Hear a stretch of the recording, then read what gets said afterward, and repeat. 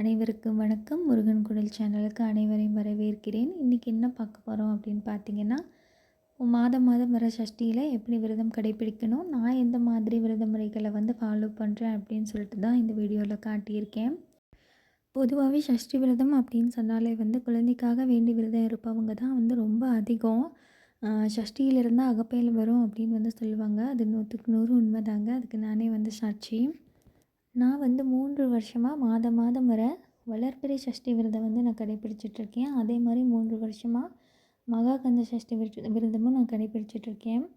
நான் எதுக்காக விரதம் இருக்கேன்னா, அதை விட நிறைய பலன்களை நான் அடைஞ்சிருக்கேன். நீங்கள் விரதம் இருக்க போகிறதா முடிவு பண்ணிட்டீங்கன்னா, ஒரே ஒரு விஷயம் மட்டும் நல்லா ஞாபகத்தில் வச்சுக்கோங்க. நீங்கள் எதுக்காக விரதம் இருக்கீங்களோ அந்த விஷயத்தில் ரொம்ப தெளிவாகவும் உறுதியோடவும் இருங்க.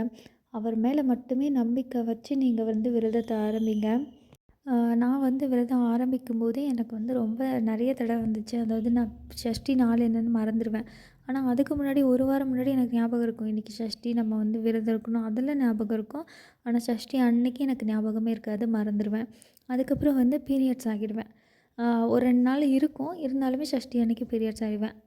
அந்த மாதிரி விரதம் ஆரம்பிக்கும் போதே சின்ன சின்ன தடைகள் வந்துட்டே தான் இருக்கும். நீங்கள் அதையும் மீறி அவர் காலை கட்டியாக பிடிச்சிக்கோங்க. கண்டிப்பாக நீ தான் துணையாக நிற்கணும்னு வேண்டிக்கோங்க.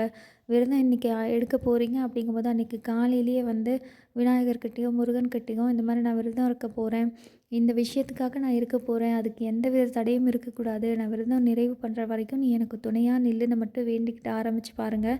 கண்டிப்பாக அன்றைக்கி எந்த தடையுமே இருக்காது. கூடவே நின்று அவர் பார்த்துக்குவார்.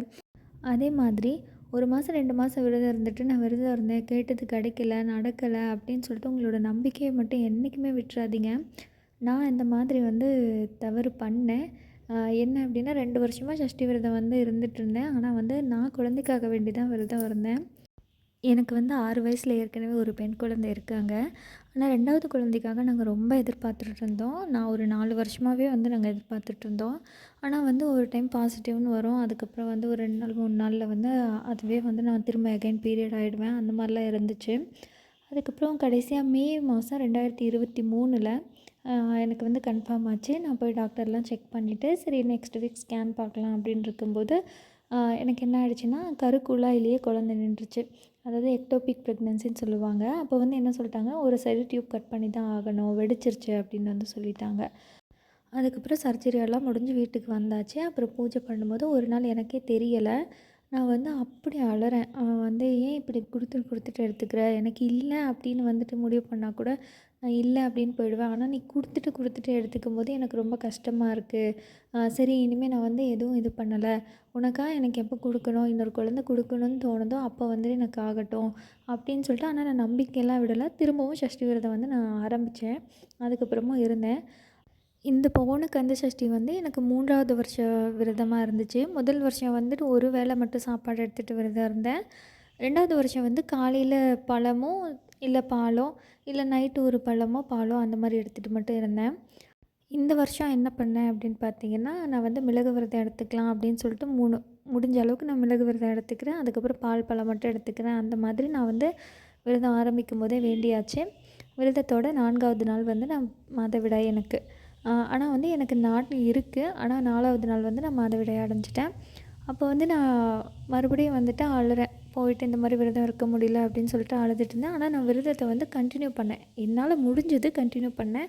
ஸோ அந்த மாதிரி யாராவது பீரியட்ஸ் டைமில் முடியுதுன்னா மட்டும் கண்டினியூ பண்ணுங்கள். இல்லைன்னா ஏதாவது கண்டிப்பாக சாப்பிட்டுக்கோங்க. நான் என்ன பண்ணேன் அப்படின்னு பார்த்தீங்கன்னா, நான் கேட்டதை கொடுக்குற வரைக்கும் நான் விட போகிறதா இல்லை அப்படின்னு உறுதியாக நான் விரதம் கண்டினியூ பண்ணேன். அதுக்கப்புறம் பீரியட்ஸ் முடிஞ்சதுக்கப்புறம் எங்களுக்காக ஒரு நாள் தோணுச்சு, நம்ம திருச்செந்தூர் போயிட்டு வந்தால் என்ன அப்படின்னு சொல்லிட்டு. நைட்டு திடீர்னு பஸ்ஸு புக் பண்ணோம், கிளம்புனோம். போயிட்டு காலையில் அவரை பார்க்கும்போது அபிஷேகம் பண்ணிகிட்ருந்தாங்க. அவரை பார்த்தோன்னே எனக்கு அழுகை வந்துருச்சு. நான் சொல்கிறேன், எல்லோரும் என்ன கேட்குறாங்க, நீ பார்த்துட்டே இருக்க, எனக்கு அழுகையாக வருது, ஏன் என்னை அழ வச்சு பார்க்குற, எனக்கு பாப்பா கூட விளையாட இன்னொரு குழந்தை கொடு அப்படின்னு சொல்லி வேண்டிக்கிட்டு நான் வெளியில் வந்தேன். அப்போ நான் வேண்டிக்கிட்டு வந்தது தான். திரும்ப நான் பீரியட்ஸ் ஆகலை. இப்போ நான் 7 மாதம் ப்ரெக்னெண்ட்டாக இருக்கேன்.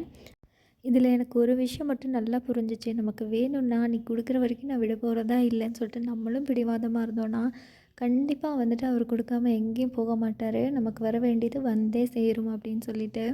ஸோ நீங்களும் மனசு தளர விடாமல் நம்பிக்கையோட விரதம் வந்து ஸ்டார்ட் பண்ணுங்கள். நான் இந்த வீடியோவில் காட்டியிருக்க மாதிரி காலையிலேயே அவருக்கு அபிஷேகம்லாம் பண்ணி அலங்காரம் பண்ணிவிட்டு 100 தடவை வந்து போற்றி சொல்லி 6 விளக்கேற்றி நான் பூஜை பண்ணிவிடுவேன். அதுக்கப்புறம் குழந்தை வேணும் அப்படின்னு நினச்சிங்கன்னா நீங்கள் முக்கியமாக படிக்க வேண்டியது இந்த புத்தகம் தான், வேர்க்குலவே வேட்கைன்னு சொல்லிட்டு.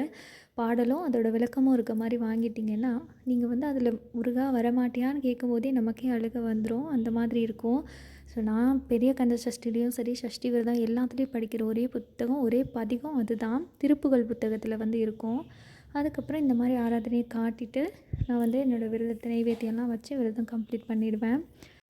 விரதம் எப்போ கம்ப்ளீட் பண்ணோம் அப்படின்னு பார்த்தீங்கன்னா, மாத வர சஷ்டியில் வந்து காலையில் இருந்து விரதம் இருக்கீங்க அப்படின்னா சாயந்தரம் 6 மணிக்கோ இல்லை நிலாவை பார்த்ததுக்கப்புறம் நான் வந்து விரதம் விட்டுருவேன். சாமிக்கு வச்ச பிரசாதத்தை எடுத்து சாப்பிட்டு நான் விரதம் வந்து கம்ப்ளீட் பண்ணிப்பேன். சாப்பிடாம இருக்க முடியாது அப்படின்னா நீங்கள் வந்து பால் பழம் கூட எடுத்துக்கலாம். நான் அந்த மாதிரி தான் நானும் ஸ்டார்டிங்கில் அப்படி தான் வந்து விரதம் ஸ்டார்ட் பண்ணேன். அவ்வளோதான் ஃப்ரெண்ட்ஸ், இந்த வீடியோ உங்களுக்கு பிடிச்சிருந்துச்சின்னா சேனலை சப்ஸ்கிரைப் பண்ணிக்கோங்க. மீண்டும் அடுத்த ஒரு நல்ல பதிவில் சந்திக்கிறேன். நன்றி, வணக்கம்.